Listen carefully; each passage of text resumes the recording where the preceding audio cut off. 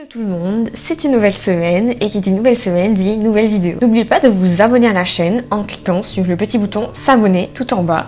Je compte sur vous, je fais une vidéo toutes les semaines et j'espère que ça peut vous aider. J'espère que vous avez été content de voir le titre de la vidéo aujourd'hui. Passons à la vidéo du jour. Nous avons tous envie de réussir, d'atteindre nos objectifs, d'avoir une influence, un impact sur la planète et de marquer les gens. Mais des fois, ça ne se passe pas tout à fait comme on veut. Il nous arrive de ne pas atteindre notre objectif, de stagner plus que d'habitude ou tout simplement de ne pas avoir de résultats concrets. Et c'est ce que nous, on associe à l'échec. Ça peut être par exemple quelqu'un qui a un job que toi tu convoitais beaucoup ou tu te fais larguer ou sinon tu travailles d'arrache-pied mais tu ne vois pas de résultats ou personne ne reconnaît ton travail. Ça peut être par rapport à différentes sphères de la vie. Le fait est que ces choses arrivent à tout le monde. On le sait, on le sent, mais les gens n'en parlent pas autour d'eux. Ça paraît un peu tabou de parler de ces échecs, mais ça ne veut pas dire que nous le vivons tous de la même manière. Il y a des gens qui le vivent très très mal et d'autres qui relativisent plus ou moins facilement. Et c'est pour ça que cette vidéo d'aujourd'hui, elle est pour vous aider à continuer à avancer, même en cas de ce qu'on appelle échec ou de stagnation. La vérité, c'est qu'on ne peut pas contrôler les choses qui nous arrivent, ça sort vraiment de notre sphère de contrôle, donc des conditions environnementales, des gens que nous rencontrons. On ne peut pas définir comment ils vont réagir, on peut seulement définir en fait comment nous on réagit par rapport à leur réaction par rapport à ce qui nous arrive. Souvent quand quelque chose de pas génial nous arrive, on est soit en colère, ou on est blasé, ou on est déçu, et on a du mal à accepter ce qui nous arrive, donc on vit ça vraiment mal. Est-ce que ces réactions sont normales? Eh bien oui, on a tous besoin de réagir comme ça pour externaliser nos émotions. Après, est-ce que c'est bien? Je ne pense pas que toutes ces réactions soient saines, du moins pas quand elles durent. Et Dieu sait que les frustrations, certaines peuvent rester très très longtemps. Donc ce comportement, bien que normal, peut entraîner d'autres choses néfastes, ce que j'appelle la spirale. C'est-à-dire une action néfaste peut en entraîner une autre, comme je vous l'ai déjà dit dans d'autres vidéos. Et du coup, une petite chose sans conséquence va devenir une grosse chose avec beaucoup de conséquences et des fois irréversibles. Donc c'est pour ça que aujourd'hui, j'avais envie de vous parler de comment vous devez et surtout ce que vous ne devez pas faire quand vous allez mal. Il y a encore quelques années, j'étais cette personne, on va dire, assez fragile qui surréagissait, donc qui réagissait de manière excessivement émotionnelle. Je l'avoue, c'est-à-dire il m'arrivait la moindre chose, donc ça peut être des choses vraiment banales comme des choses moins banales, donc me porter vraiment préjudice, c'est-à-dire je me sentais complètement déboussolée, je perdais le contrôle de ma vie et en général je me sentais malchanceuse, je me sentais mal dans ma peau, je me sentais victime et en colère contre je ne sais pas, parce que je portais un peu ma colère sur tout et n'importe quoi. Donc maintenant que je vous ai raconté tout ça, j'ai envie de vous donner des conseils si vous vous sentez coincé, vous avez l'impression d'être dans une mauvaise passe. Je pense que c'est difficile, surtout quand vous êtes seul, de trouver la motivation pour avancer, de trouver une raison d'avancer et de ne pas s'enfermer dans cette spirale. La première chose, c'est de ne rien prendre personnellement. Spécialement quand ça vous concerne directement, on a tendance à prendre un échec comme quelque chose qui nous définit.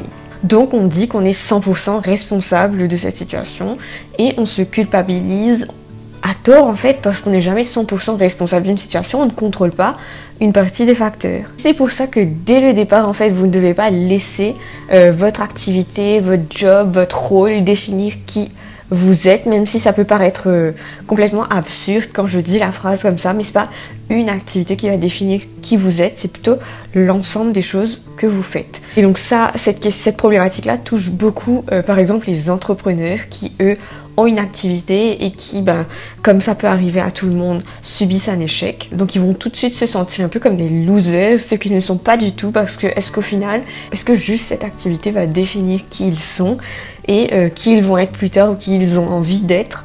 Je ne pense pas, et je ne pense pas que qui que ce soit ait envie d'être défini par une chose. La deuxième solution que j'ai trouvée pour avancer en cas de difficulté, c'est de parler aux gens, de bien choisir à qui vous parlez. Souvent c'est quelqu'un qui est proche de vous, qui connaît votre situation et quelqu'un de confiance. Quand on analyse soi-même une situation, on voit les obstacles à travers notre propre vision des choses.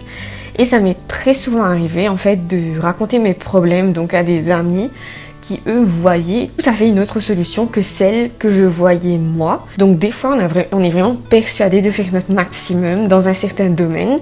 Et il suffit d'une conversation pour vous prouver que vous n'êtes pas à votre maximum et qu'il y a encore des choses à faire et que le levier d'action, il n'est pas situé là où vous le pensez. Donc si vous avez subi un échec ou que voilà, vous galérez vraiment en ce moment, il faut comprendre qu'il y a une partie utile à l'échec. Et même, je trouve que c'est très très important de subir quelques échecs pour progresser. Il est même super important d'échouer le plus rapidement possible. Pourquoi échouer le plus rapidement possible ? Parce que si vous travaillez sur un projet, c'est important de tester la viabilité au plus vite. Et j'ai envie de dire que si ça réussit du premier coup, tant mieux, mais c'est rarement le cas. On a souvent des corrections à faire, à apporter. Je dis un projet, mais c'est valable pour tous les types de domaines.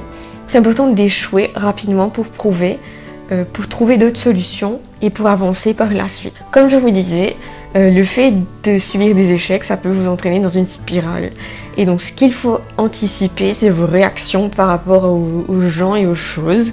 Donc on a différentes façons de gérer l'échec et la déception peut passer par une réaction un peu irrationnelle. Donc des fois en fait ça va passer par le shopping ou la nourriture pour ressentir un peu d'estime de soi.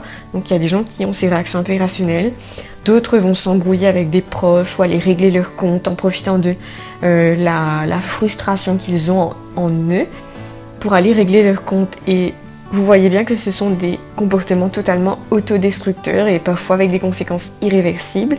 Donc on sort un petit problème qui est juste un échec temporaire, on va dire, en gros problème, où on bousille tout et après on ne peut pas revenir en arrière. Et je vais finir par 2 conseils que je trouve très très importants par rapport au fait de devoir avancer malgré qu'on ne voit pas les résultats, malgré qu'on subissent des échecs un petit peu souvent. La première, c'est continuer à garder des routines saines, même quand on ne sent pas le bénéfice. Donc une routine saine, c'est tout simplement une routine où vous allez vous faire du bien, c'est-à-dire soit vous mangez bien ou faites de l'exercice, c'est super important. Mais gardez-vous occupé à travers ces routines, ce sont un peu des garde-fous dans votre vie. Et les bénéfices sont là, c'est juste que quand on est en colère, quand on n'est pas bien, on ne les sent pas. Mais il faut continuer, c'est la partie, on va dire qu'on contrôle. Et c'est une partie importante. La dernière en fait, ça va sonner un peu cliché, mais l'important en fait c'est vraiment la route qu'on prend. Ce n'est pas vraiment la destination finale. Donc vous avez sûrement dû entendre ça plein de fois. Et je trouve qu'il y a une vérité vraiment intéressante là-dedans. C'est-à-dire qu'on devient la personne qu'on doit être, si je peux dire ça comme ça, en suivant un certain parcours et non pas quand on arrive à cette destination-là. La transformation de soi, elle est progressive, elle est vraiment étape par étape, elle va pas se faire d'un coup quand vous allez arriver à la fin, quand vous arrivez à votre objectif, vous n'allez pas dire « Ah tiens, j'ai changé ». En fait, c'est vraiment tout le long, c'est le fait de prendre certaines habitudes, le fait de s'améliorer tout le temps, de tout le temps chercher comment on peut changer ses habitudes, ces mauvaises habitudes en bonnes habitudes. Voilà, c'est tout un ensemble de choses qui va définir qui vous allez être. Et c'est ce qui devrait vous aussi vous motiver à avancer. En tout cas, c'est le seul facteur le plus important qui vous maintient motivé. Donc voilà, c'était ma petite vidéo pour aujourd'hui. Si vous avez aimé cette vidéo, n'oubliez pas de mettre un j'aime sur cette vidéo et de vous abonner à la chaîne. On se retrouve comme d'hab pour une nouvelle vidéo la semaine prochaine. Je vous dis à très bientôt et prenez soin de vous.